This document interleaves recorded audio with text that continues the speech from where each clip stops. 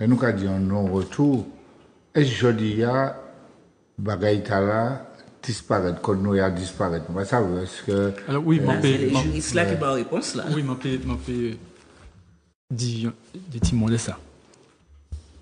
Alors, moi, qu'elle dit en français, parce que moi, bien, mais en fait, que un certain public comprenne.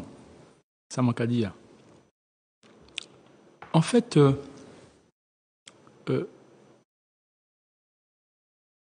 la chose n'est pas abstraite. Parce que lorsqu'on parle du code noir, il y a une sorte d'abstraction qui est trompeuse. À savoir qu'il s'agit d'êtres humains. Ce sont des hommes et des femmes qui vivent en Europe et qui ont décidé, en prolongement de leur propre incivilisation, je parle d'incivilisation pour signifier qu'en effet, qui vont être appelés plus tard les Occidentaux, les Européens viennent de sociétés qu'ils revendiquent d'ailleurs la Rome antique, la Grèce antique, et qui sont toutes des sociétés esclavagistes. Il faut bien comprendre ça, parce qu'on ne comprendra pas d'où provient en fait ce dit code noir. De quoi se sont-ils inspirés pour pouvoir en fait élaborer ce code noir qui va, qui en France en particulier, puisque même si ailleurs aussi, l'Espagne et autres, l'Angleterre, ils vont avoir le code noir, mais 1785, cette émergence. Et donc, oui, la société romaine est une société esclavagiste. Elle est aussi républicaine. La République, dès sa naissance, est esclavagiste. C'est pour faire le lien avec la République après. 1792, Première République française, etc. On va y revenir. Deuxième République, 1848. La Grèce antique est esclavagiste. Le citoyen, le concept de citoyen en droit, le citoyen, son émergence c'est un esclavagiste par définition. On définit le citoyen est un esclavagiste. L'ordre, en fait, voilà. Donc, c'est de ces incivilisations, je parle d'incivilisation parce que là, on chosifie les êtres humains. Hein, il y a le statut d'affranchi, le statut d'esclave, en fait, voilà. Et la majorité de ces populations, de ces sociétés de l'époque, depuis l'Antiquité, est esclavagisée. Ce sont des esclaves. Les femmes, les enfants, bref.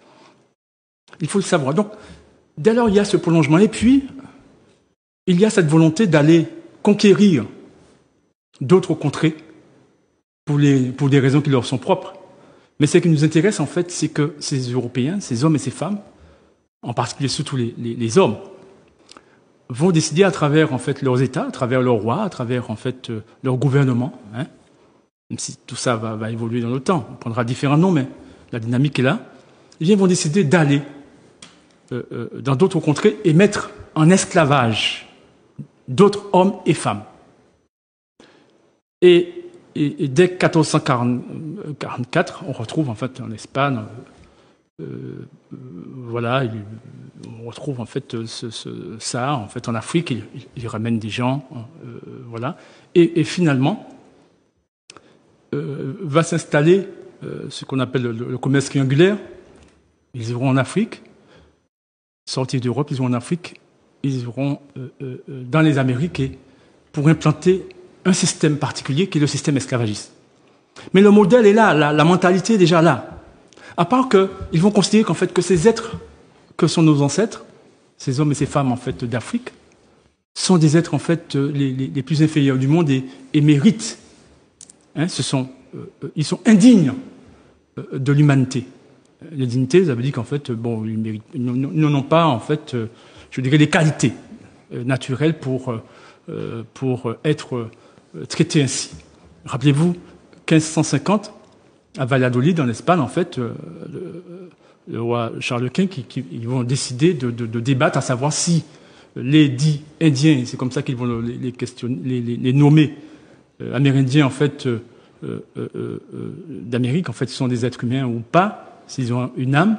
Et finalement, eh bien, ils vont opter en fait pour oui, a priori, mais en tous les cas, s'agissant des Noirs, ils n'en ont pas. Et donc, ils méritent en fait d'être esclavagés. Donc, c'est ce qui va se faire. Et donc, voilà le début. Donc, comprenons, et dès lors, qu'est-ce qui va se passer? Eh bien, ces hommes et ces femmes européens, en particulier d'abord ceux qui sont en avant, ce sont les hommes, et les femmes, en fait, au fur et à mesure, vont s'y intégrer. Mais ces hommes et ces États vont arracher des hommes et des femmes du continent africain pour les emmener dans une autre société, à partir de leur société, pour aller les implanter dans une autre société, qui est particulière à cette société puisqu'elle est esclavagiste. Donc c'est un ordre particulier.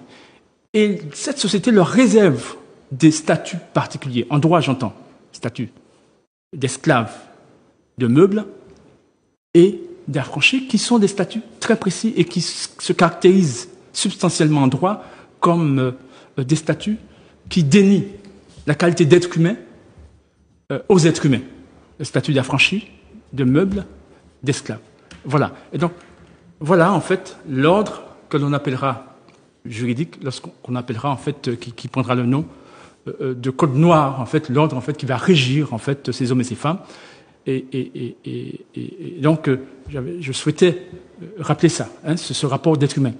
Et donc, et je dirais aussi, pour l'instant, qu'en réalité, pour répondre à cette question, le rapport à maintenant, figurez-vous qu'en fait, que je vais en faire la démonstration tout à l'heure, que l'État français n'a jamais aboli le code noir, et il est encore en fait opérationnel à travers en fait ce que l'on a communément appelé le statut d'assimilation juridique et qui correspond en fait au statut d'affranchi.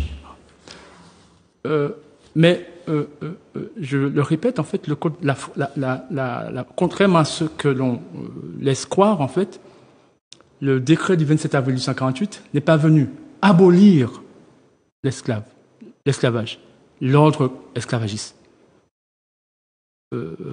L'État français a choisi non point d'abolir le système esclavagiste en avril 1948, mais a souhaité, en fait, puisqu'il n'a pas choisi l'abolition immédiate. Il a choisi, parce qu'il y a deux options possibles, en fait, face à ça. Il y avait dans le débat, il y avait deux options. Soit l'abolition immédiate, donc on abolit maintenant, ici et maintenant, et c'est terminé. Soit l'abolition progressive.